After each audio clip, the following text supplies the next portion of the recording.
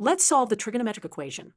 2 cosine squared of x plus cosine of x minus 1 equals 0, where x is between 0 and 2 pi. This is a quadratic equation in terms of cosine of x. Let's solve it by substituting u equals cosine of x to make it easier to work with. Now, we can solve this quadratic equation using the quadratic formula, a equals 2, b equals 1, and c equals -1. Plugging these values into the quadratic formula, we get u equals -1 plus or minus square root of 1 plus 8 all over 4. This gives us two solutions, u equals 1/2 or u equals -1.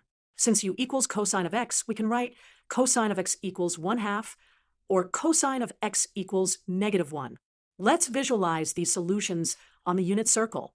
For cosine of x equals 1/2, we get x equals plus or minus 60 degrees, or plus or minus pi over 3 radians.